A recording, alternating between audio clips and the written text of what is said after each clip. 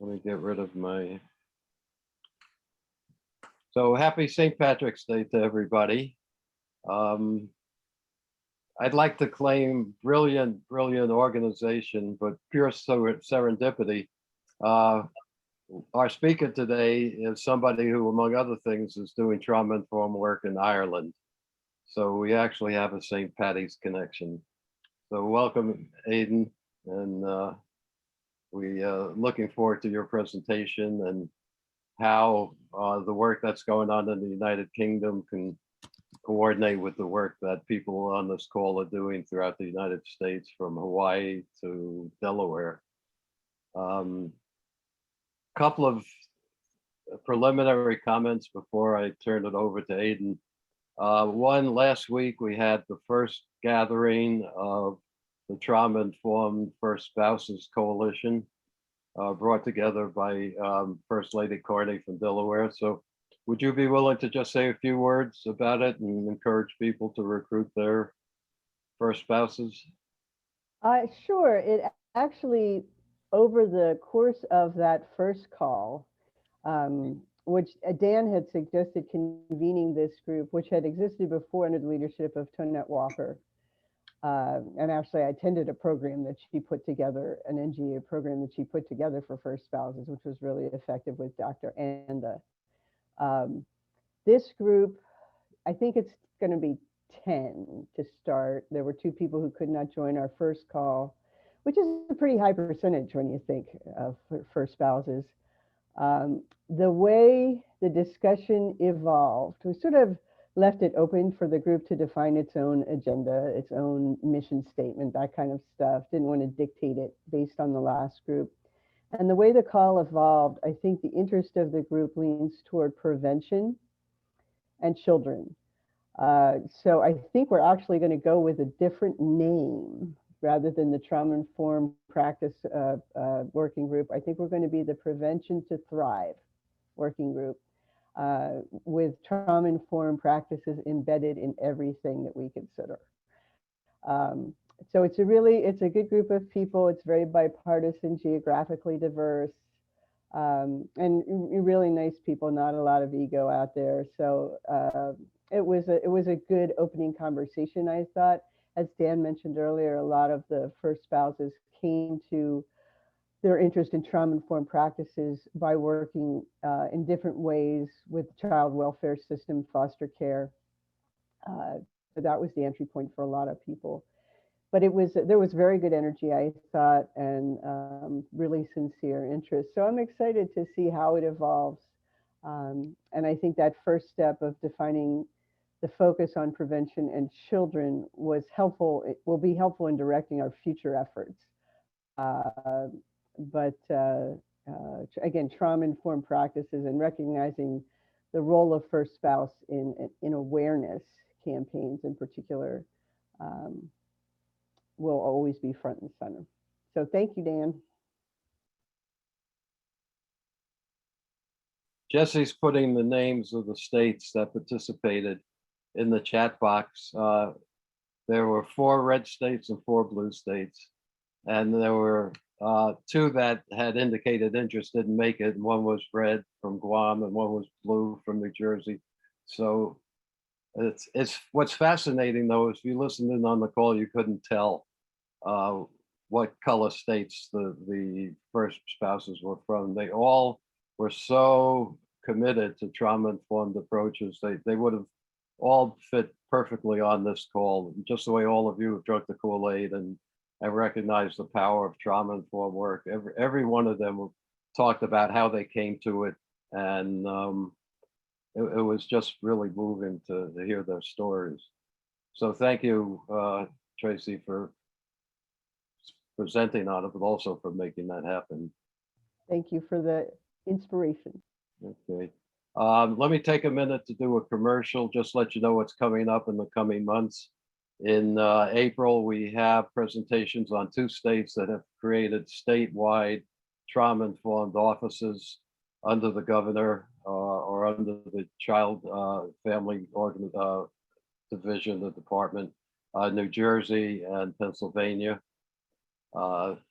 In May, we're having presentation by several CTIPP board members talking about how to tell whether your organization is trauma informed. And then in June, we're going to have presentations by 3 schools that have become trauma informed, very diverse, one from Hawaii, one from the Apache Reservation in Arizona, and one from a low-income community in San Diego. And again, all of them, you'll hear the same story over and over again, how implementing trauma-informed programs not just is a program, it changed the entire culture of the school, and it became a happy place of learning. It's really moving to hear those stories. So we've got a great agenda coming up. The next thing I want to talk about is $1.9 trillion. And I wish to say I had that, but you have it. As you all know, last week, President Biden signed the American Rescue Act. And CTIPP has put together a memo describing the different pots of money that can be tapped for trauma-informed programs. There's no program in there that is specifically earmarked for trauma-informed programs, but there are a large number of programs that are broadly created that will go, the money will go to the most aggressive parties that go after it. And that's really your challenge, is to tap that money. We're going to be sending out this memo tomorrow to everybody on this call. If you're not part of Jesse's invite list, please send him your email address in the chat box and he'll add it. But let me just go through some of the highlights of it. States and local education agencies are getting $122 billion. Of that, 10% of 12 billion goes to the governor. It's kind of a slush fund. I won't use that term, slush fund. But clearly, for those governors who are implementing trauma-informed programs, some of that money may be used for implementing trauma-informed programs. The LEAs are getting $110 billion. And again, one of the purposes of the money is to address the mental health problems that resulted from the pandemic. We know that the pandemic has increased trauma. So implementing programs to help the schools prepare for the trauma that the kids are going to bring back to them will clearly qualify. Head Start's getting $1 billion. And so again, that money can be used to implement trauma-informed training for the teachers. The Child Abuse Prevention and Act, CAPTA, is getting $250 million. 2 block grants, the Community Mental Health Block Grant and the Substance Abuse Block Grant, are each getting $130 billion in addition. These numbers are just incredible. They were just throwing money around like playing Monopoly. Project Aware, which many communities have used to implement trauma-informed schools, got an additional $30 million. There is a lot of money in there, and there are 4 or 5 different programs for preventing burnout among public health and health general professionals. They don't use the word secondary trauma, but that's the term all of us are familiar with. And we know how prevalent that is these days among professionals in the health field who have been dealing with trauma. So Congress created 3 separate or 4 separate programs that the money can be used to help programs develop programs to help their professionals deal with their secondary trauma. There's the child tax credit, which you've heard about. Every family gets $3,000 with a child up to a certain income level gets $3,000 per child. If the child's under 6, it's $3,600, and that clearly is going to make a difference in reducing poverty, which we all know is a substantial cause of trauma in young children. Then some of the other big bucks, states, territories, and tribes are going to get $219 billion, and very, very broad use. and local governments are going to get $130 billion. So the memo you'll get will go into more detail, but as you can tell from those numbers, there's a lot of money going to be out there, and the opportunity is there for all of you to approach your elected officials, your school boards, and local governments, state governments, and let them know that the pandemic has added to the layer of trauma that many people in their communities, and particularly their children, have already suffered, and they need to implement trauma-informed programs to help the kids and the grown-ups deal with the trauma. So there's a real opportunity out there. Again, we all know the money goes to those who are at the front of the line making the most noise. So get in line and figure out which of those pots of monies makes most sense for you, where you have the most relationships, and then go after it. So we'll get you that memo in the coming day.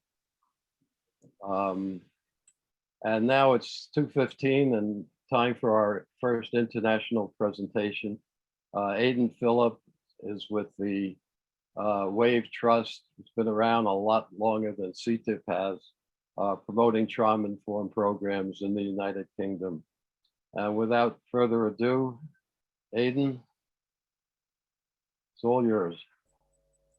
Thank you there, Dan, and hello there to everyone. I'm very grateful to be able to infiltrate this American group as an outsider thousands of miles away and to listen to all your presentations. So I'm very happy today to be talking a little bit about what we're doing across the pond. I'm just going to share a screen now, just so you can see the presentation I prepared. Excellent stuff there. So what I want to do today is I'm going to tell you a little bit about what we do as a charity and the campaign we've been running in the UK for some time. What I'll do is I'll just make that full screen just so you can see that a bit more clearly. Excellent stuff. But as a particular topic, I also want to talk a little bit about how we've been trying to influence the governments over here for some time. Now, the way I want to do this is that both I'm going to be telling you the sort of things we've been doing, but also want to hear from you what you've been doing in your areas as well. And so I'm going to have a few points scattered throughout the presentation where I'm really going to throw it open to the room and then ask for your feedback as well. But before we get to that point, I'll give a little bit of an introduction to ourselves. So Wave was set up 25 years ago. The person who founded it is still our CEO today. And it was set up originally when he was a business strategic consultant. And his job at the time was he would travel to this corporation and he would have a couple of weeks to find out what was the root cause of the problems they were facing and then to show them how to prevent it again in the future. Now, one year his consultancy adopted the National Society for the Protection Against Cruelty to Children. And when he started looking into it, he realized that they weren't really preventing issues. They were supporting children who experienced abuse. They weren't really looking to prevent it. And actually, when he looked around the world, he couldn't really find anyone who was looking to prevent it before it happened. And so Wave was really set up to try and fill this gap, to try and find solutions. So just like he was doing with the businesses, you can find the root causes and then prevent them again in the future. Now, the first decade was spent largely doing research, and we shared this research with civil servants, with politicians, got a lot of positive responses, and not much really happened, because merely putting research in the hands of politicians doesn't necessarily mean they're going to actually do anything with it. So over time, we've had to evolve. And so we will work now with cross-party groups, both in the UK Parliament, but also in the Scottish Parliament as well.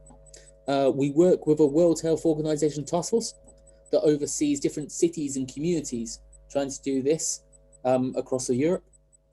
And we also oversee a network of grassroots activists who are all pushing for this in their local communities in the UK. Now, over this time, we've had a varied impact of our work. In terms of the direct impact we've actually helped bring over 2 programs, one from the US in Family Nurse Partnership and one from Canada in Roots of Empathy, and helped introduce them to the UK. I think in the terms of family nurse partnership, my boss flew over to meet Professor David Olds, who had first introduced it to Memphis and other parts of the US, and basically spent a week twisting his arm until he finally agreed to help him introduce it to the UK. That programme is now being used in dozens of local authorities and across the entirety of Scotland, and is proving to have a great impact there. We also helped bring together a coalition back in 2013 of early years experts to influence this bill which was passing through Scotland. Because at the time, the Scottish Government was saying how great it would be if we could prevent issues and trauma from developing, but it wasn't really appearing in their legislation. And this coalition was brought together to influence that. I'll talk a bit more about that later. From about 2016 onwards, there was growing interest in ACEs across the UK, but it was still really the occasional person who was enthusiastic about it rather than any groundswell or movement that we're seeing now. And what we did was we started hosting these multi-nations workshops where we'd invite senior civil servants in various different sectors who would come together in one of the capitals of the UK to basically update everyone on what they've been doing and help everyone network. Now, since we stopped doing them in 2018, they've carried on running, and now they've expanded to all countries of the UK, and the Republic of Ireland are involved too. It's worth saying that a lot of the people who were at those first meetings in 2016 have gone on to end up leading national efforts years later. I mentioned the World Health Organization task force. Wisconsin actually has quite a lot of credit for the creation of this, even though it's a European task force. The previous director of health in Oslo, Norway, came over on a trip, I believe it was to Wisconsin to Chicago, to look at the trauma-informed practice that was happening over there. And he was so inspired by it, he didn't only go back to Oslo and say they should be a trauma-informed city, but went to his partners in the World Health Organization and said, let's set up a task force so that we can have our own version of trauma-informed states, trauma-informed cities, trauma-informed counties, trauma-informed towns. Now, we reached out to them at this time, just by coincidence, I'd heard about this man visiting, and WAVE ended up getting involved in the creation of this task force. And now we're the liaison for UK members of it. We're currently planning a high-level mayoral meeting of members of what the WHO call the Healthy Cities Network, to try and convince them to see trauma-informed practice as part of a way they can be a healthy city. Now, that's more concrete things that we've helped achieve. Over time, there's been lots of little changes. So we've been producing reports, both on the impact of trauma, but in particular trauma during the early years, given our focus on prevention. And these have had a varied impact over time. We've had people from Iceland coming in asking us to translate it into their language so they can use it there. I found out recently that in New Zealand, it was used in a domestic violence bill that was passed by the government a few years ago. And we often find that through numerous presentations we're doing, numerous conversations we're having with politicians, civil servants, even grassroots activists, are going on to have an effect years later. I recently found out that having 3 years ago had a conversation with someone in Cumbria and convinced them to reach out to the police there and introduce trauma-informed practice to them, a few years later, I've learned that he's now actually provide the training to the entirety of the police force in this county, who are now pursuing this practice. Lots of little changes and lots of little actions which end up being the catalyst for later change. Now, around about 2009, we set up what we call the 70-30 campaign. And this was really our attempt to create a concrete goal for people who believe in this to really coalesce around and aim for. And the purpose of it is that by 2030, we want to see levels of child abuse, neglect, and domestic violence reduced by 70%. And it was this figure that was based on both reports that were coming out at the time, but also conversations we were having with senior personnel in children's services, policing, healthcare, who said what they felt would have been possible were the right policies in place. Now, one thing that we have achieved in that time is managing to get prominence in the political sphere. We now have 6 political parties who've endorsed this, including the second main party in the UK Parliament, the Labour Party. We've also secured many endorsements from individual politicians, and I'll show you this graph now. In the UK Parliament, you have 650 members, and we've got nearly 3/4 of them on board. And not just 3/4, but actually this complete mix across all of the parties involved, including a near even split between the two main parties. And this is something I find really encouraging, and something I actually see throughout the UK. This really does seem to be a non-partisan thing, in that trauma-informed practice, prevention of trauma and dealing with ACEs is something that people can really attach themselves to regardless of ideological background, or see some means through which it actually fits in with their ideology, whether it's supporting the vulnerable in society, whether it's supporting and strengthening families, whether it's helping people be self-reliant, many different ways in which people can take this. In fact, there was one politician who was actually heavily involved in Brexit, actually, and a group that helped to spur that, who is quite well known for pretty much opposing anything that involves higher taxation and anything that involves higher support for people, who actually came out and said, look, I don't like higher taxes, but even I've come to accept that preventing issues in the early years is something we're going to have to pay for if we want to resolve problems in society. So it really is something that's crossed boundaries. And not just in the UK Parliament as well. In the UK, we have 3 separate devolved parliaments, one in Scotland, one in Wales, one in Northern Ireland. They all have different powers and different extents to their powers, because UK politics is quite messy and complicated, and everything seems to work at a slightly different pace. However, in each of them, we're seeing the same thing we're seeing at a UK level, that you're getting this cross-party support for not only the 70-30 campaign, but just generally tackling ACEs and introducing trauma-informed practice. In Scotland, this support is virtually universal. And you'll find that the person who's actually leading on efforts in the Scottish Parliament is the Deputy Minister of the country. In Wales as well, they've actually invested quite a bit of money from the government in providing training across the country. And they're undergoing something of a cultural change. All police forces are working pretty much hand in glove with public health at the moment. And the schools are starting to introduce a new curriculum as of next year, which is going to involve teaching neuroscience to children throughout the span of their education. It's all very ambitious stuff, and it's really encouraging to see. In Northern Ireland, I'd say they're a little further behind. They actually went 2 years without a government, which goes to show how much the Northern Irish parties like to disagree with each other. But there has been action happening, especially in terms of public health. And one thing that's often quite interesting when you listen to people from Northern Ireland speak is trauma and the experience they had of the Troubles and the conflict there are effectively always spoken about in the same sentence. To them, it's not just about interpersonal trauma within the family, it's about community trauma and the way in which that has been passed on intergenerationally. And so efforts to actually drive it in that area are very much led by an attempt to overcome the long-term impacts of this conflict and to heal as a region. So that's a little overview about who we are, what the campaign we do is, and what is really happening across the UK at the moment.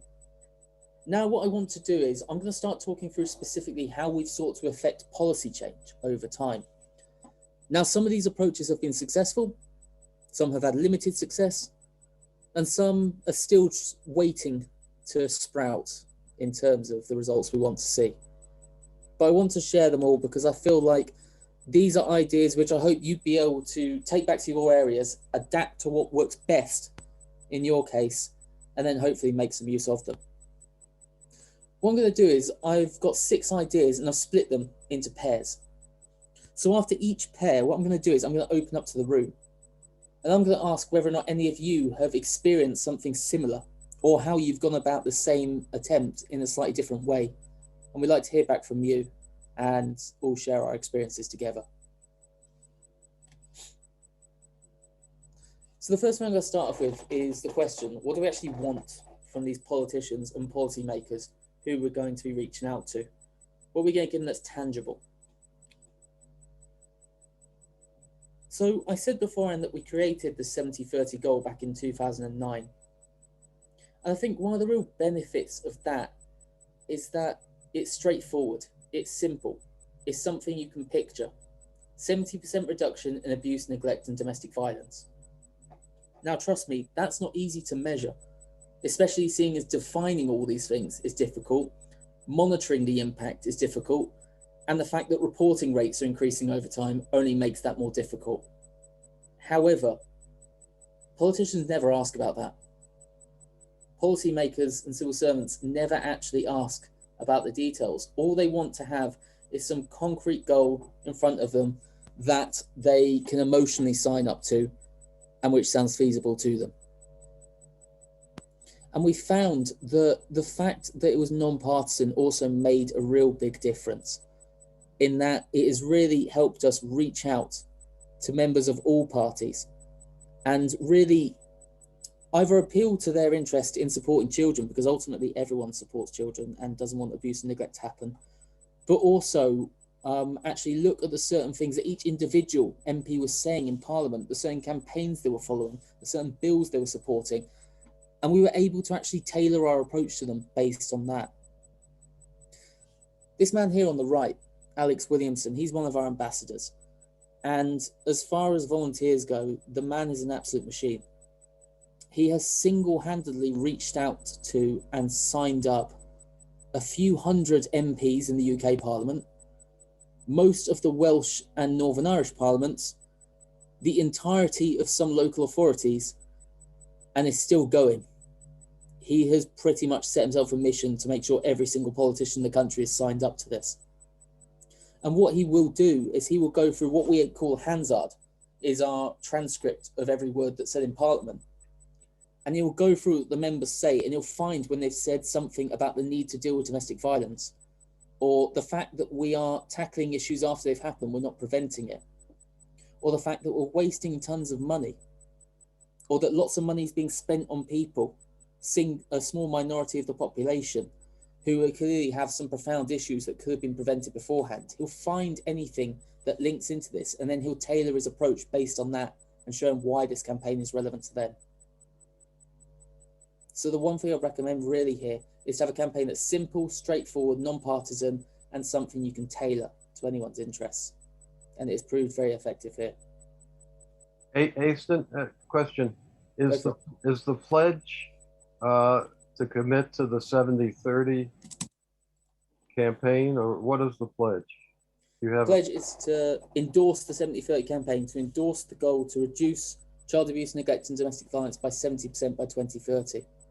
And we often find that, so that's a very simple thing to sign up to. Like, no one can really disagree with it. And so that enables us to seek all these endorsements, and then we can go to ministers and say, half your party has signed up to this, can we have a meeting? We can go to people who have signed up and saying, lots of people across parties have signed this up, how about we set up a cross-party group, which is how we set the ones up in the UK and Scottish Parliament. Having such a simple, straightforward agreement that lots of people can sign up to suddenly opens these doors to all these possibilities, and also gives this strong impression that this is a campaign that has massive. Can you share the pledge with us? Oh yeah, sure, I'm happy to do so. I was happy to share that with you afterwards. It really is just, I endorse the campaign to reduce child abuse, neglect and domestic violence by 70% by 2030. Keeping it simple. Well, we can do that. Okay. There is actually, by the way, there's one in, where is it? I think it's Lane County in Washington State or Oregon. I can't remember which state it was. They have an aim to reduce child abuse by 90% by 2030. Remarkably similar campaign. It's worth looking up, by the way, because they've actually got a fantastic approach to doing so, but I think it's called 90 by 30 is theirs. Now, another way in which we can actually give them something tangible to change is suggesting changes to legislation. Now, this is one that really interested me. This was the first bill in UK parliamentary history to actually reference trauma-informed practice directly. And as you'll notice here, in the thousands of words in this bill, it's that tiny line in number 5.2.g that just says, in the training, you have to cover the impact of trauma, whether historic or otherwise. And that was it. That means every person that this bill relates to now has to receive trauma-informed training. That line was just included as an amendment during a discussion committee process. It passed because who's going to disagree with that? And suddenly trauma-informed practice is now going to be widespread in that sector. This is a very small and simple way of affecting change, almost affecting change beneath the radar. And one of the reasons why I do want to raise this is that the person who put this in was actually my local MP at the time. we'd reached out to him and we discussed trauma with him. We discussed trauma-informed practice. We'd actually asked him to work with us to reach out to other people in his party. And when we later reached out to his office and said, hi, do we actually have an influence on this? They said, yes, you helped introduce us to this area. And that's what made us think about it when we put forward this bill. So both getting the politicians on board, having those conversations, but also suggesting these very small yet tangible ways in which they can influence legislation can both have a cumulative impact over time.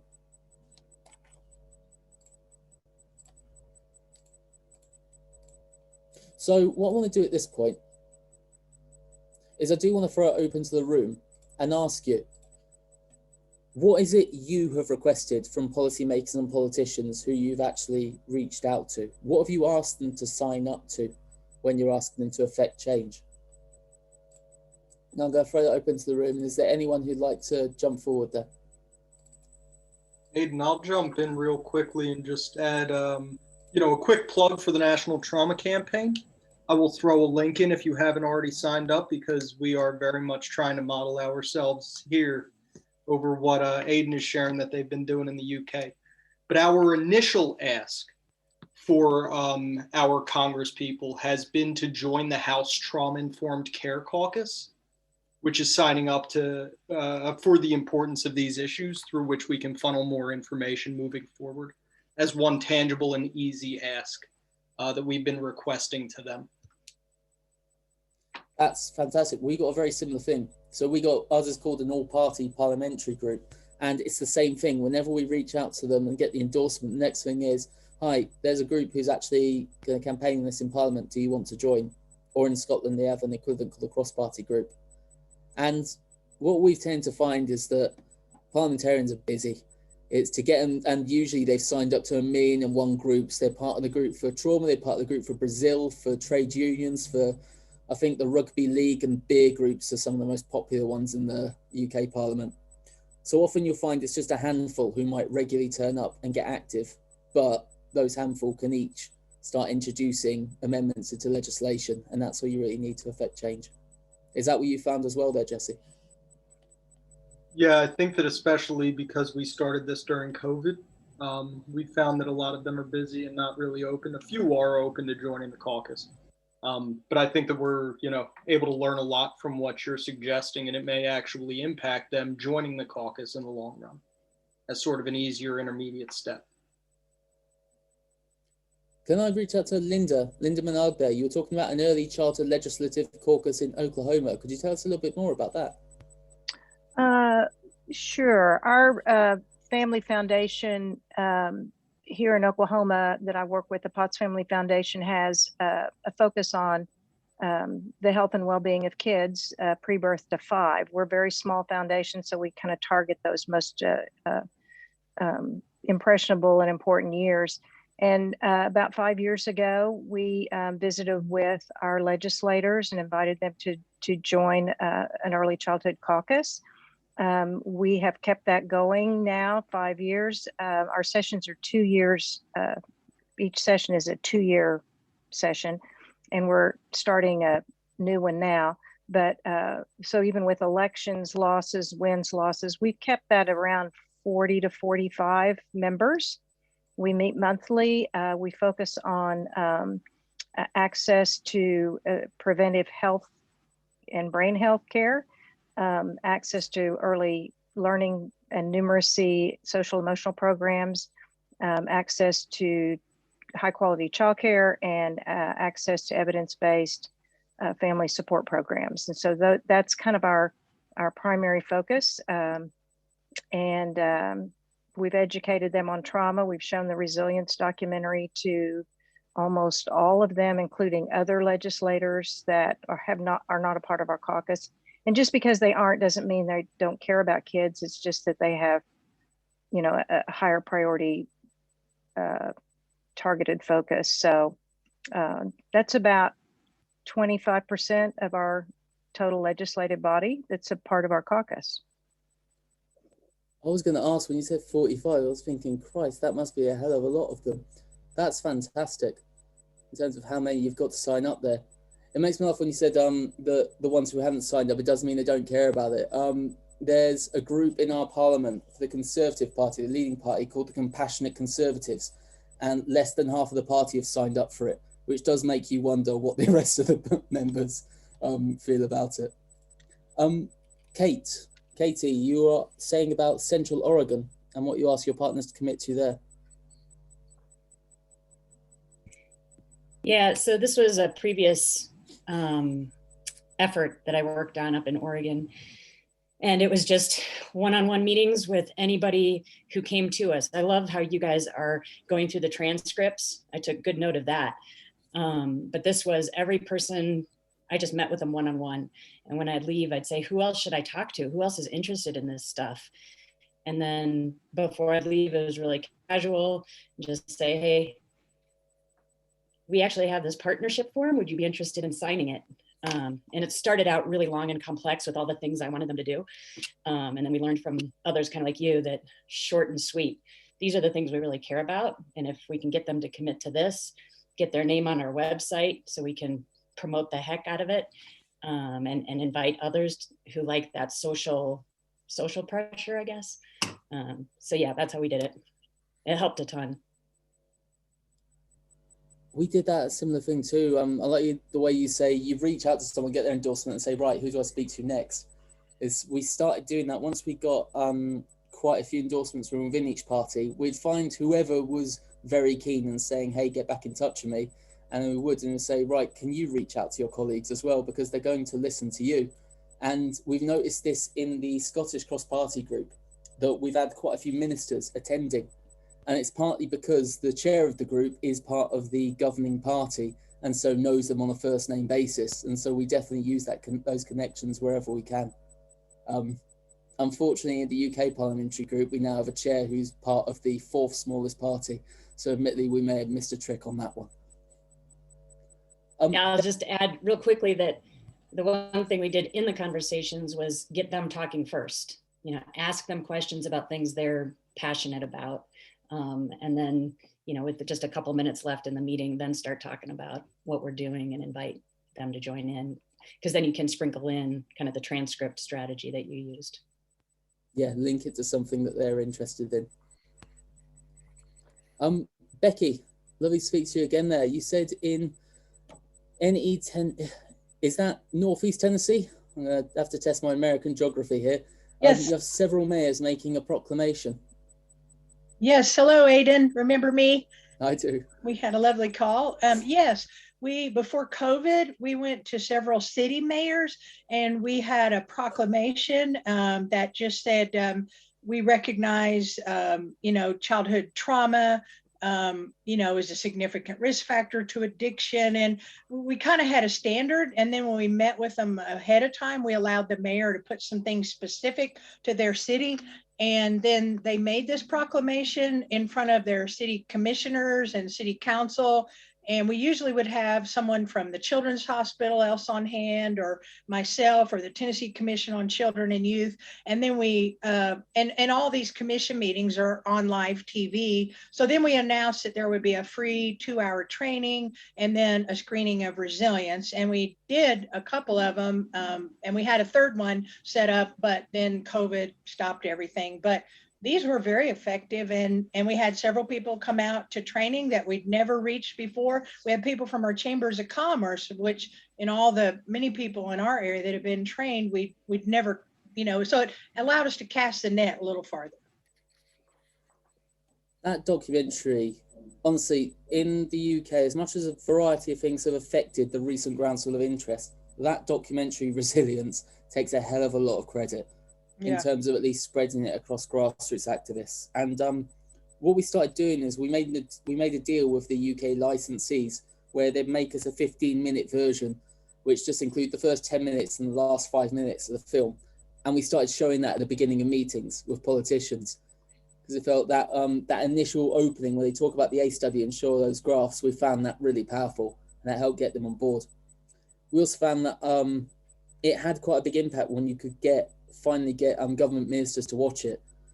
My boss attended a screening in Glasgow where the First Minister in Scotland got to see it, and she stood up afterwards and said, I'm going to get the rest of the Scottish Parliament to watch this, it's so important. So, And then she passed on the duty to her deputy minister to lead it in the country. So yeah, that documentary had a massive impact. Okay, so I'm just going to go on to the next point, the next series there. And this one is about where to actually submit proposals. So you have the things that you want to get out there. The one thing is going to speak to the politicians directly, but what other opportunities are there to actually get our policy suggestions out there and in print? So one of the things we'll do is whenever a relevant inquiry comes along, we'll always submit evidence to it. That could be one of the committees in Parliament who occasionally get listened to, often get listened to more than they claim they do.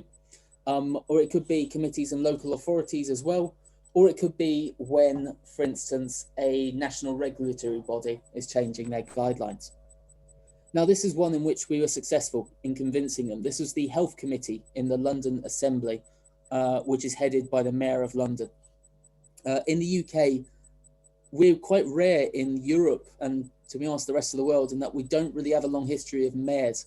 The Mayor of London is about the only long-standing mayor we've actually had in our country. The rest of them are relatively new and still really finding their feet.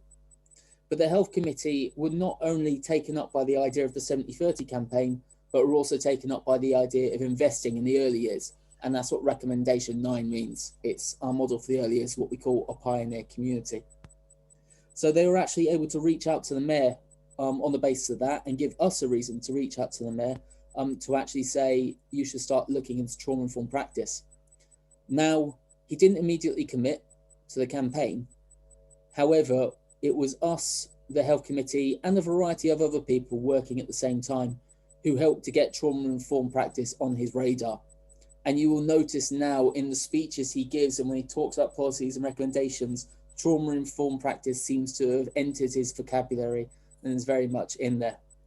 We've also noticed that after the success of something called the Scottish Violence Reduction Unit, which was set up about 15 years ago and resulted in violent crime in that country dropping by half. It was an amazing achievement. They've now set up these violence reduction units across the country, one of which is in London.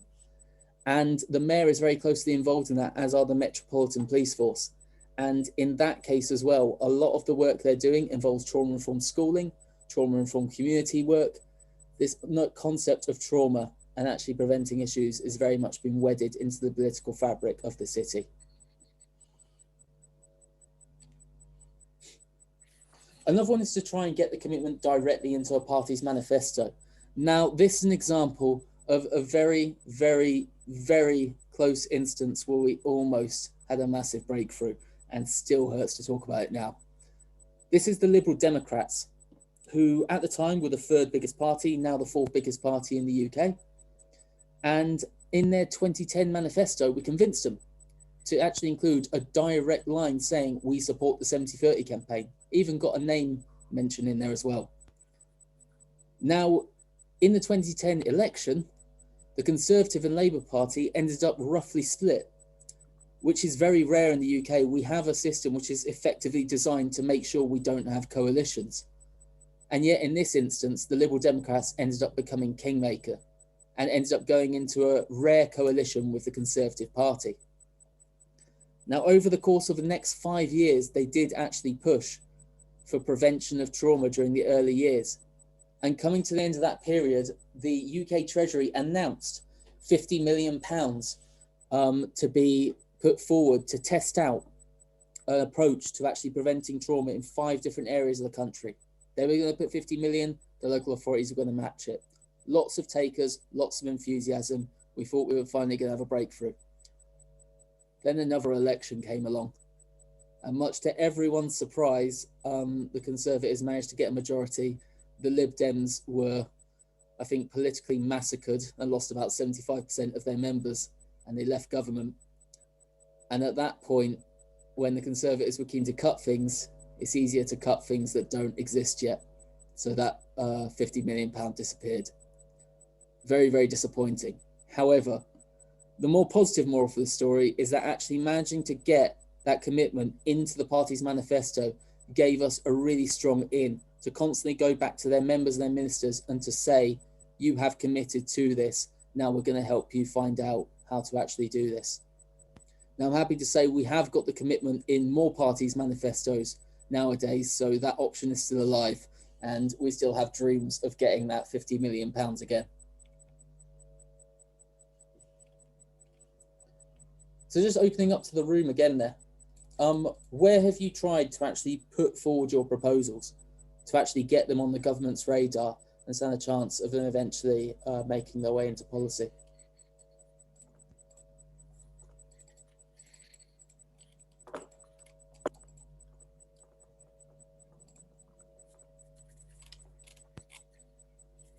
Well, wait, now I'm just going to answer Katie's question. Yes, it was, oh, Jesse's already answered it there. Yes, the first 10 minutes of the resilience film and the last 5 minutes. Basically that dramatic opening where they talk about the ACE study and then end on that shot where they're coming out on all those graphs showing the upward trajectory over time. And then Laura Porter's inspiring speech at the end of that too. Vic Comper, you were talking about your experience at the City Council of Philadelphia. Yes, the Philadelphia ACE Task Force here in Philadelphia has developed a really good relationship with our city council of the city. And we have been invited to do educational programs, also using the documentary film Caregivers, Portraits of Professional Caregivers, to create more education and insight into not only trauma-informed care, but particularly focusing on secondary trauma. And this is all 2 or 3 years before the pandemic and before public awareness about secondary trauma has developed. So in that context, public hearings were held by City Council, and out of that process, which a number of experts talked about trauma-informed care and secondary trauma, the City Council passed a recommendation that we proposed to them, and that is that secondary trauma should be recognized as an occupational hazard, and that in order to help clients as well as the caregivers themselves, the recognition of this should happen on the federal level. And so the City Council has proposed to OSHA, our Occupational and Safety Health Administration in Washington, to give recognition. Up until this time, there's only been recognition for physical hazard at the workplace, and this is a proposal to recognize the emotional hazard of secondary trauma. We believe this will have a great potential in terms of helping to reduce the trauma of clients if we can really assist our caregivers. That's fantastic. And am I right in saying that the Philadelphia ACE Task Force has been going for quite a number of years from what I've read into it, even as far back as the late 1990s? I think it has pretty early roots, yes. I've only been involved for about 5 or 6 years, but it precedes that, yes. I've only ever one visit to the United States, but Philadelphia was one of the places that I got to pass through. So, and Jesse, you're from Philly, aren't you as well? I'm getting a nod there. Correct. Yeah. So, Olivia Frank, you were talking about using university resources. We're currently actually working with the University of London, so I'd be very interested to hear what you've been doing at Columbia University. Hi, everyone. I can't speak to much of it. I'm relatively new at Columbia. I'm doing my master's in public health in injury and violence prevention, but there's been some really incredible professors that I've been really lucky to work with who are doing, who are kind of creating research that is being designed to turn key into policy solutions. So rather than just creating knowledge for the sake of it, rather having that knowledge be directly applicable in community settings. I think that'll help a lot of the gatekeeping that goes on in research. It kind of stays in these academic settings and it doesn't trickle down to community change. So some of the professors I've been working with have been really, really instrumental in kind of changing the way research is done, that it's actually helpful. We find that in Wales as well. Bangor University there's, we've got a department that works closely with Public Health Wales. And we had our first ACE study done in England in 2014, and it showed the exact same results as in the US, and it was very impactful, and it achieved nothing because Public Health England didn't bother doing anything with it. A year later, Public Health Wales worked with Bangor University to do their own study, And unlike the predecessors, they actually went about trying to make it tangible for everyone else. They created these 2-page infographics which summarized it all and made it very eye-catching. They started making links to the government. They started spreading it far and wide. They started talking about it, creating videos about it. You can find, happy to put in the chat box, there's animations about ACEs that they helped to create. And it's, as you said, they actually took the research out of this academic realm and actually made it public. And I don't think it's any coincidence whatsoever that the Welsh government put money into this before any other government in the UK, and that their country is effectively further ahead in trauma-informed practice than anywhere else, because their research body actually started reaching out to the wider public. Gatanya, would you be able to tell us about the Center for Youth Wellness? That's in California. Am I correct? San Francisco? Yes, absolutely. Thank you. My name is Katanya. I'm the CEO for the Center for Youth Wellness.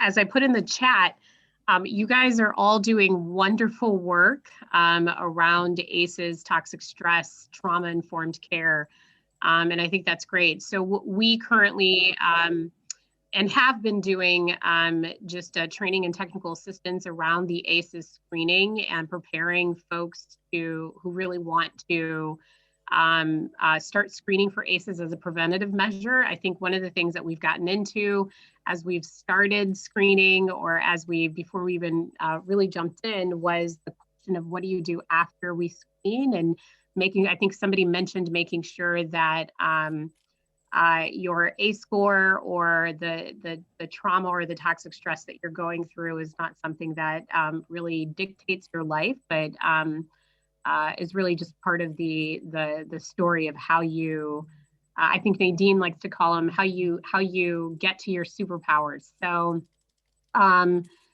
we've done a lot of that work and are happy to kind of share some of our things that we have learned over the years in our expertise or in our knowledge as we've done pilot sites and things like that. So I just wanted to mention that here on this group. I can put my email address in the chat. So if anyone wanted to reach out and have a conversation, we're happy to do that. But I know that Nadine came to Ireland, was that 2 years ago, I believe, and did some great work around ACEs and toxic stress. And I know she's obviously still in that framework and still working around in improving the ACEs for our children, especially in California. So we're very excited about the work that she's continuing to do as our Surgeon General.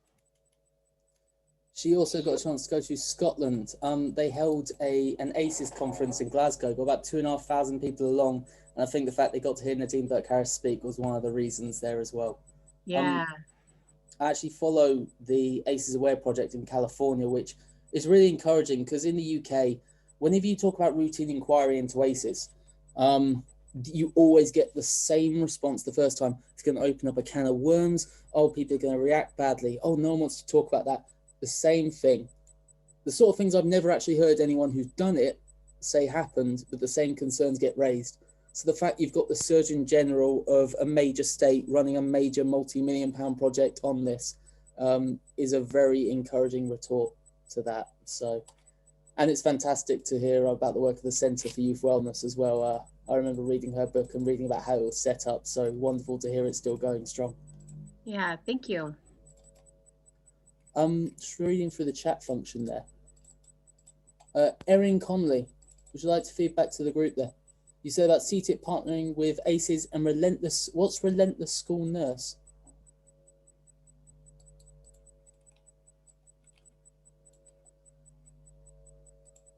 Are you there, Erin? Erin, we can't hear you. No.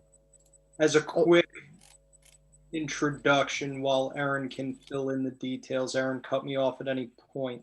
CTIPP has partnered with ACEs Connection and the Relentless School Nurses, school nurse out of New Jersey, who's very big on social media and has a great following.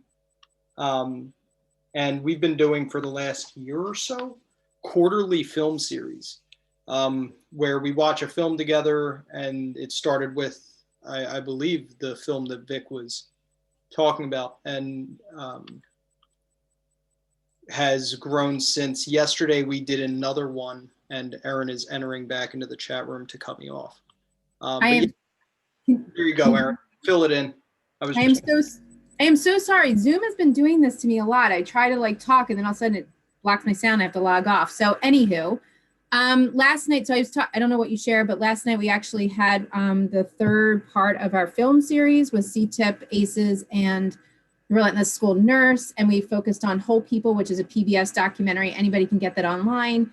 And somebody just wrote in the chat about Wrestling Ghosts. That is our next film for our film series in June. But what I was saying, Aidan, is that this film series has been really great to pull people from all around the world. We've had people from New Zealand. I've connected with some people in London and Ireland. And, you know, obviously it's pretty late in the night when we have our discussion for you all, but that's a really great way to engage legislators because it's an easy access film. And we actually started our film series off with Vic Humpier, who's on this call, and it talked about caring for the professional caregivers. So that's all I wanted to share. And I noticed somebody put in Wrestling Ghosts. So just look out on ACEs Connection, which is now, for those that are with ACEs, I think I saw Carrie in here, it's PACES now. So if you could take a look there and click on the Transforming Trauma with ACEs Science film series. I'm gonna have to look that one up, Wrestling Ghosts. I love the title. It reminds me of Gabor Mate in The Realm of Hungry Ghosts, who talks about trauma and addiction. Kira, you were talking about speaking to legislators from the perspective of persons with lived experience. I'm really, really interested to hear about that. Right, yeah. I was just thinking of something that's unrequited is how Americans love British accents, and I don't think it goes the other way.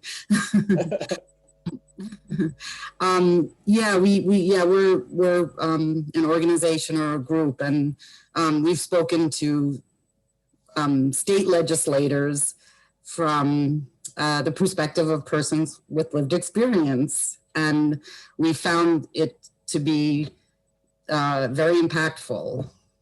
You know, a few years ago, the late great Representative Elijah Cummings from Maryland organized a I'm not sure what the exact word was right now, but a presentation on Capitol Hill, and it was incredible to see legislators talk about some of them said that it was the most impactful presentation they'd seen, specifically because of people with lived experience sharing their stories. So it's personal stories that really seem to catch people's attention, certainly. And see, I like stats and graphs, and I often forget this, that actually whenever you go to a conference, it's the people who stood up and told you their personal stories who you remember. And it's well in the news. It's the personal stories that catch people's attention. We've got one happening at the moment in the UK where a person called Sarah Everard disappeared one night and was later found out she'd been murdered by a police officer. And it sparked a national conversation in the press and social media in Parliament, talking about how safe women are at night and how safe women feel around the authorities as well. And you can just look at that and I just think that there's no amount of statistics or graphs that would have sparked that level of emotional reaction and that level of engagement. So certainly getting people in who can actually talk from that perspective makes a massive difference.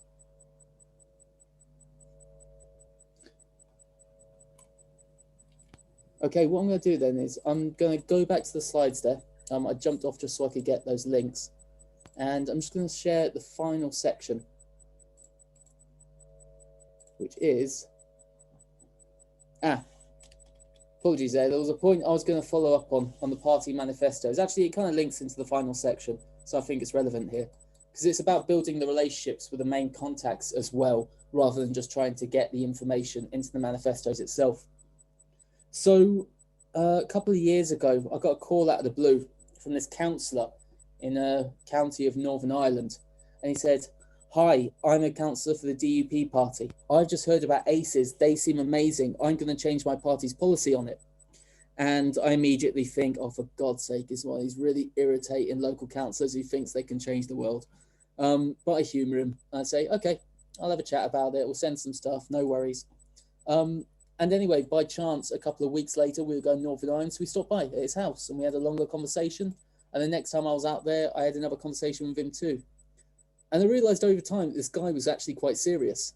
He was a university lecturer who was pulling together a report on ACEs, reaching out to all experts across the UK, and was actually starting to make waves within his own party. And about 7 months after I had this call from this wacky councillor who I thought would go nowhere, I find myself standing in a mini conference room watching his party leader announce probably the most comprehensive package on ACE policy of any party in the country. So I thought, okay, in this case, I will give him credit. He proved me wrong. So on the one hand, there's the whole aspect of actually continuing to build the relationship with the people who have potential to make change, because ultimately most of the people we speak to won't actually follow up on it, even the enthusiastic ones. But occasionally you will find someone who actually has the wherewithal and the connections to make it through. And another real twist to this story is that Peter, as his name was, is no longer a councillor. He was picked up by the Northern Irish Department of Education, and now he's special advisor to their minister. And one of the first things he did after becoming special advisor was reach out to us and say, I want to get you into a meeting with this man. So ultimately, it's not just actually getting the things in paper, it's building the relationships with the people who seem like they might be able to have an influence too. And as I said, that really does link into what my last section is going to be with who do we actually work with in terms of actually creating change? Who do we form groups with to create change from the inside or to lobby from the outside? So I mentioned earlier that we helped set up these cross-party groups in the UK and Scottish parliaments, both set up roughly about the same time and both set up on the basis of people who'd endorsed the 70-30 campaign. Now, both of them were both set up on the basis that they had to be non-partisan. We were absolutely adamant that this wasn't going to be owned by a certain party. And when we started off with the UK Parliament, we actually ensured that we had 2 chairs, one from the main party, one from the main opposition. Unfortunately, one of them went on to be the private secretary to the Prime Minister, and the other one lost his seat. So we've now had to fall back on having 1 chair, though in theory that would have been our preference. The other party, we have a chair who, as I said, is well connected within the governing party, and that's proved very useful in terms of reaching out to ministers. Now, in both instances, we've tried to make sure there's an emphasis on action. There's a tendency in these cross-party groups to become talking shops. In fact, we've actually just taken on board someone in our team who used to be General Secretary of a major political party in the UK, and he says he has no respect for them whatsoever. He thinks they're useless, which gives you a good idea of just how useful a lot of them are. So what we've tried to do is we've tried to make sure they always end on some sort of tangible action that will help further the cause. So that action could simply be inviting ministers to the meetings to make sure this is on their radar. It could be submitting recommendations to inquiry, making sure one of the MPs goes and asks a question to the minister on the House, or even puts forward a suggested change to a bill. And what we'll often do is we will try to make sure that any topic we're picking up on is trending at the time, so we can link it into things that are of interest. So this Thursday, we're about to have our next meeting. And recently, the government published a paper on our Mental Health Act. In other words, what they do with people who are being detained because of mental health crises. They've released a white paper on it, saying it's not up to scratch and it needs to change. And we're going to be holding a meeting specifically on that while it's fresh in the minds of parliamentarians, so that we can actually start to get our recommendations in there while they're listening. In the past, we've also latched on to campaigns that are ongoing. There was a campaign on domestic violence, which has helped lead to the current domestic violence bill in Parliament. There was a campaign on maternity support for women and women's mental health during the pregnancy period, which again went on to have an influence. Whether or not we can say we helped influence these, it might be a bit fanciful to do so, but we certainly contributed towards the voices that were doing so. And the final example I want to give is about lobbying from the outside of Parliament. Back in 2013, the Scottish Government produced recommendations, and those recommendations included prevention of issues during the early years onwards. Fantastic. That's exactly what we want to see happen. The problem is they put forward the Children and Young Persons Bill, which didn't mention anything about this. So there was a complete discourse between what they were saying they wanted and what they were actually legislating for. What we did was we knew there was strong support for this within the early years community amongst professionals and organisations. And so we wanted to make sure the government not only knew about this support, but knew that they would have the backing of the entire sector if they made this change. And what we did was we reached out to all these organisations and got them to sign a letter saying that we wanted prevention to be actually included as a mandatory statutory requirement, and for the early years to be given greater prominence when dealing with the issues of childhood and young people. And we got about 94 different organisations representing tens and hundreds of thousands of people to sign up to this. What we also did was we built relations with the MPs who were specifically looking at this during the committee stages, during the early stages when the bill was going to be scrutinised and before any ideas really became set in stone. And we made a point, as I've said throughout this presentation, of reaching out to the MSPs, this was in Scotland, from different parties to make sure that this was going to be seen as a cross-party initiative. And in the end, it was successful. The bill passed, and not only did it actually state that every local authority has to include prevention as part of their health service, and that everyone has to look at the early years as a priority for dealing with childhood issues, but it also provided funding for 500 new health visitors across the country. That commitment has actually continued ever since. Now, this happened before I joined WAVE, so I unfortunately can't claim any personal credit for this, and I don't know much about it personally beyond what I've read and what I've heard from team members.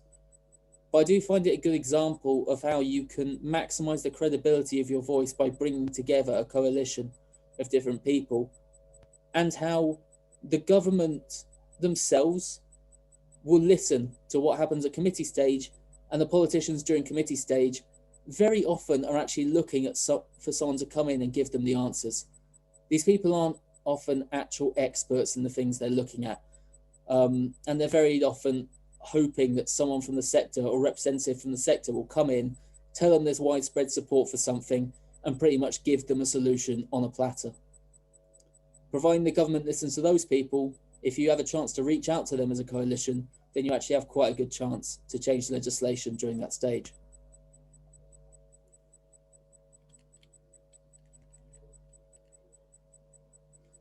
Before I open up to the room there, I just wanted to make a few more points, because as I ended there by saying it's not really just about how you can influence politicians, how you can work with politicians, but how you can work with people who can influence them. I just wanted to give a few more examples of ways in which we've sought to do this over time. Now, I mentioned earlier the ACES workshops we were doing with senior civil servants across the UK and Ireland. And the whole purpose of this was we were going to bring together everyone within an area who was interested in this field, really passionate about it and trying to make a breakthrough. And we were going to enable them to listen to how each of them were trying to make these efforts. Very similar actually to what we're doing here with the CTIPP call.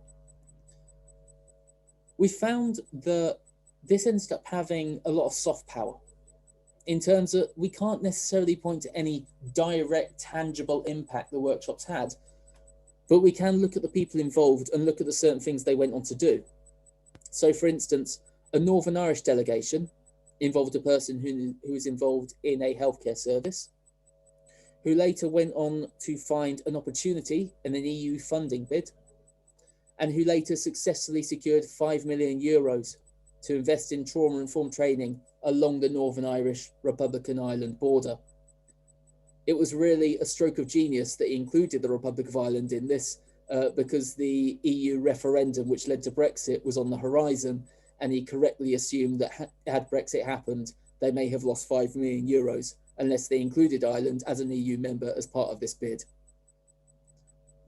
And this is an example really of something that tends to happen quite often in our work, in that that was about a few degrees removed from the initial action that we took, but ultimately having that influence on people who have that decision-making power and the control over purse strings can eventually act as a catalyst for later action. I'd also add public awareness here. A few people have actually talked about using films. As I say, the resilience film has been used to great effect across the UK. For instance, in Scotland, they did a tour of about 25 different cities, as I say, culminated with the First Minister of the government ending up seeing it.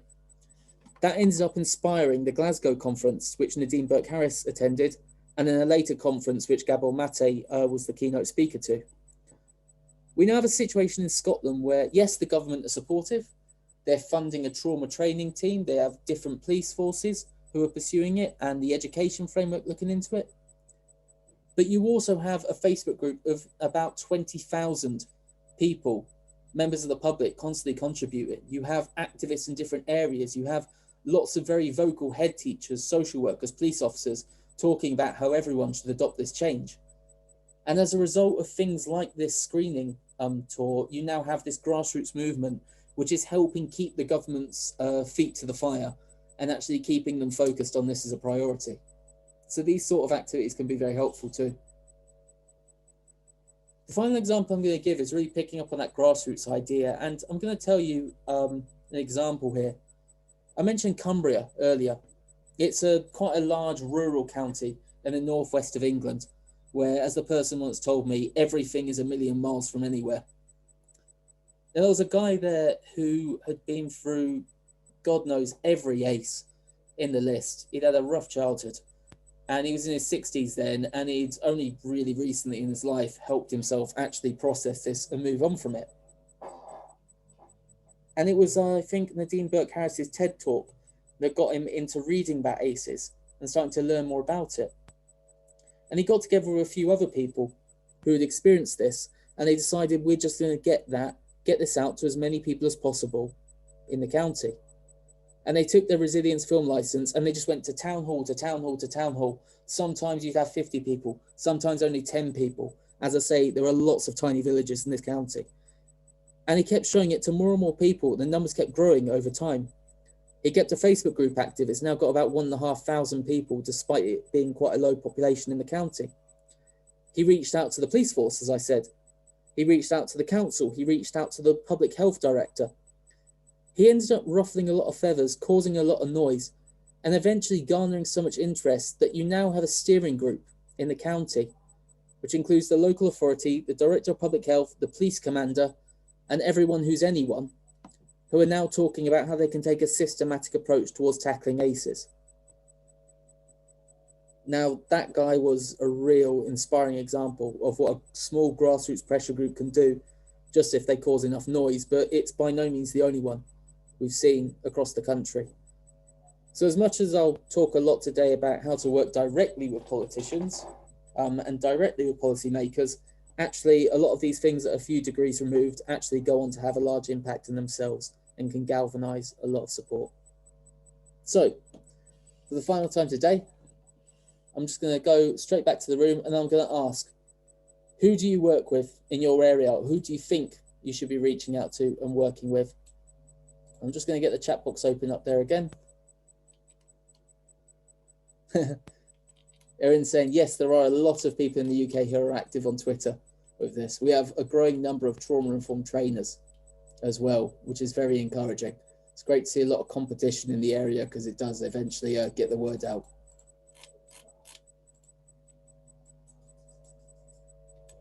Aidan, one of the actions we're talking about and getting ready to do is encouraging Congress to hold a hearing on the World Health Organization study that found that trauma costs the US and Europe 1.3 billion, $1 trillion, something like that.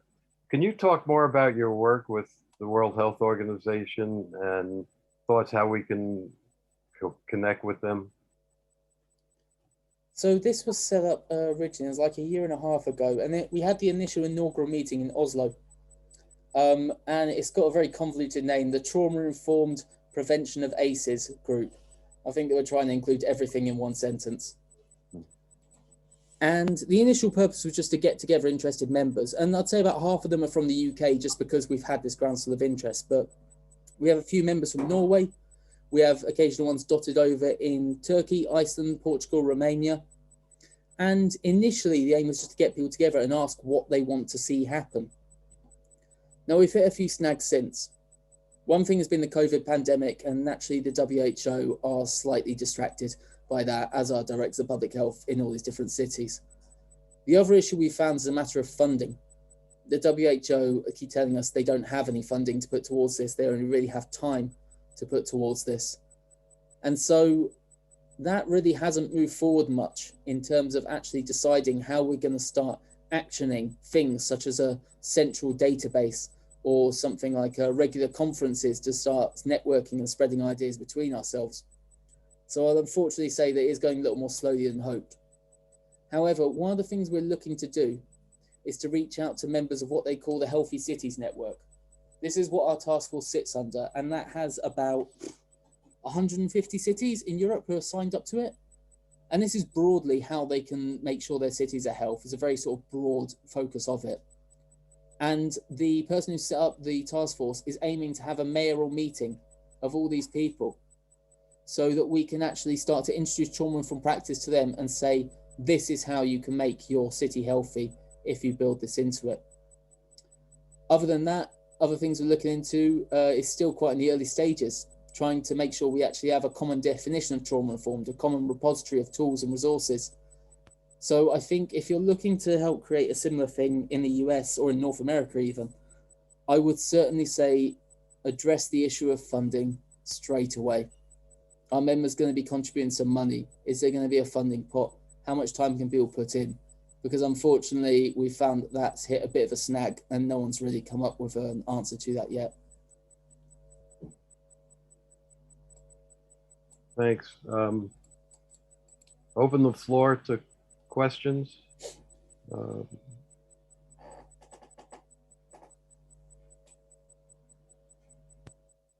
know Laura said that there's a lot of movement in Hawaii. I spoke to someone in Hawaii recently about the Nanakuli Waini education sector and how they've been introducing trauma-informed practice there.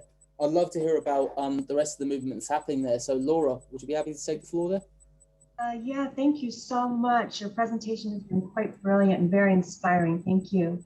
My name is Laura Buchaham. I'm with Halekipa, a nonprofit organization that focuses with youth in the state of Hawaii. We are statewide, and my colleague Godwin Higa is on the line, and he's a fantastic change agent who's going to be presenting to you guys in June.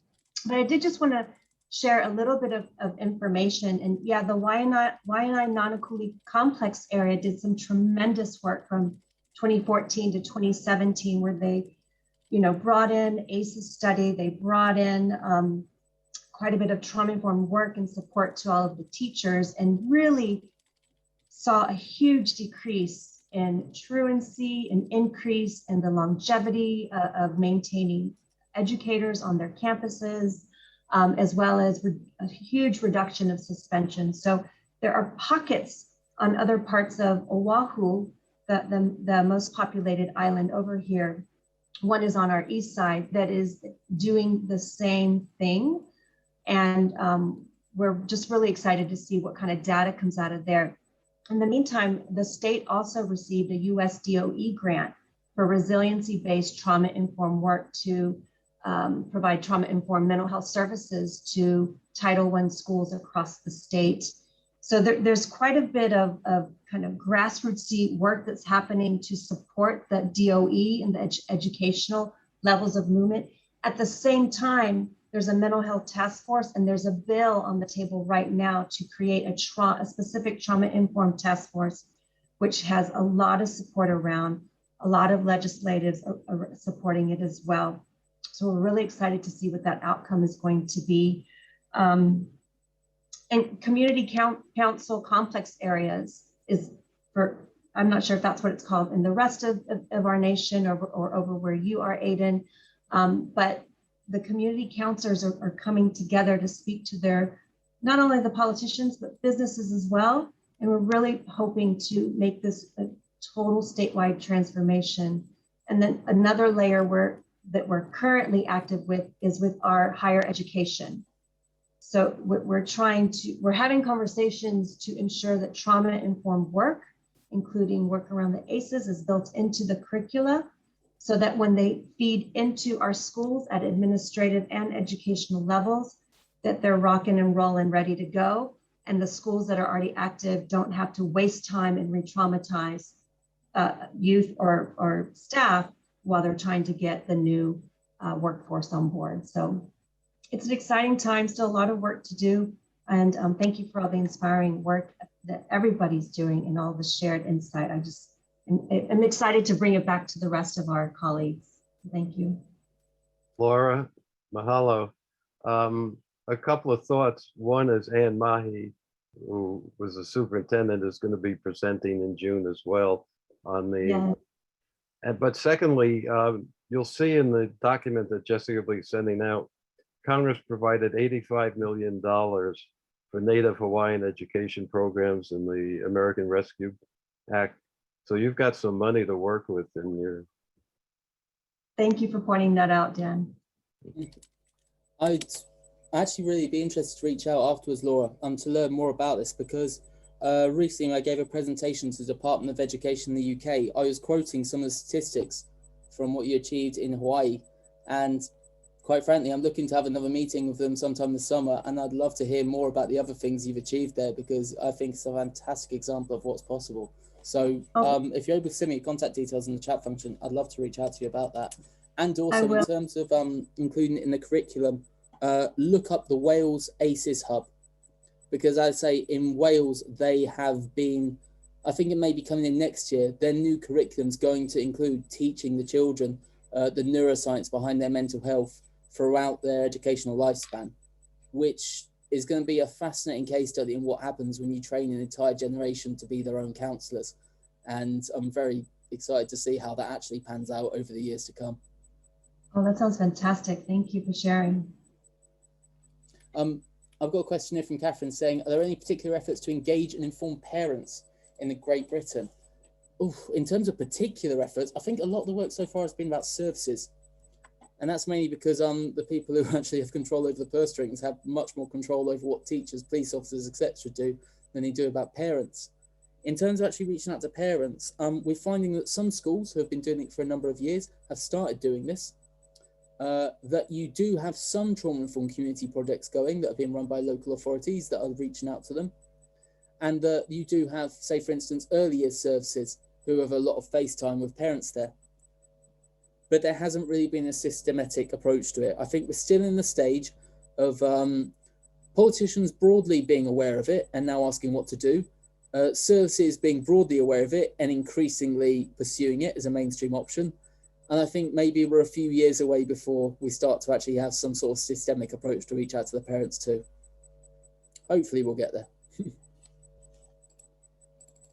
Aidan, one of the things you offered to cover was how we can work together. What are your thoughts on how Wave Trust and the group that's going, CTIPP and all of its collaborating organizations can work together across the pond?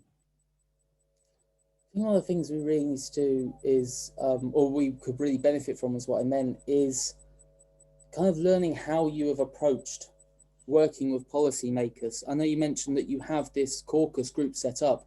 It'd be wonderful to hear how that goes and how you choose to go about reaching out to them and what really succeeds and what doesn't. And vice versa, I'm happy to feedback from the cross-party groups we work with. Because we recently did have a meeting with them where after COVID, we'd hit a bit of a slump. MPs were a bit distracted. We were really unfortunate and a lot of the most active ones had lost their seats in an election. And the question was really, how do we engage people? How do we actually get them interested in this? And how do we actually start to affect change? And so actually sharing the ideas of our experiences and what we have and haven't tried is something I find really useful because we're always in the flux of trying to work out what is the best strategy to move forwards. I know that Jesse also mentioned the possibility of discussing the WHO study in terms of the impact of ACEs, and that's sharing contacts we have within these different organizations. I'm happy to put you in touch with people I know in the WHO, and certainly I'm always happy to reach out to people in the States to learn about the experience you have so I can share them with our politicians back here. So equally, always happy to put you in touch with people, and vice versa. I'd hope so the same. Thank you. Just a heads up for everybody, in a couple of weeks, we're going to be sending out a sign-on letter asking Congress to hold a hearing on the World Health Organization study that found that trauma costs the United States $748 billion a year. Keep an eye out for it, and we really appreciate it if you would sign on. We want to build up some momentum. It's kind of just one of the ideas that Aston has thrown out to us. But look for the letter and please sign on. And we think that hearing can make Congress knowledgeable about how expensive ACEs are costing this country and decide to do something about it. Are there any final questions? I come away from this in some ways depressed because you guys have done so much. It makes us feel like we're really just rookies. But you've been at it 25 years, so we have our work cut out for us. But this has just been extraordinary. I really want to thank you for sharing all this with us, and we really hope we can work together going forward. Absolutely the same here. And yet again, thank you for introducing me to the group. I'm very happy to be a part of it. Okay, anybody else have some final comments before we? I do. Okay, James. Dan, you shouldn't be depressed. You should be motivated. This man has made me see that I've been thinking too small. I need to expand my thinking. Thank you, Aidan. I appreciate it. Very happy to do so. Yeah. Aidan, this is Carrie Sipwith now, PACES Connection, and we would love to see you post on PACES Connection. Share anything that you are doing there. And I haven't checked to see if you're a member, but I'm going to, if you're not, I will invite you this very moment. Because we would love to share what you're doing with our 50,000 plus members. And again, thank you, Dan and Jesse and Aaron and Tracy, so much for all that you're doing. It's remarkable and amazing. And this is compelling. It's very motivating. We need to this is one time it doesn't hurt to compare ourselves, right? Right, guys? Yes. You're right, James. Okay, let's all be motivated, and we'll look forward to seeing you all a month from now when we have New Jersey and Pennsylvania talking about what they're doing. And I think you'll be as excited about what they're doing in those two states as what is going on in the United Kingdom. So we look forward to you joining us. And in the meantime, everybody have a happy springtime. Thank you very much. Thank you, everyone. Have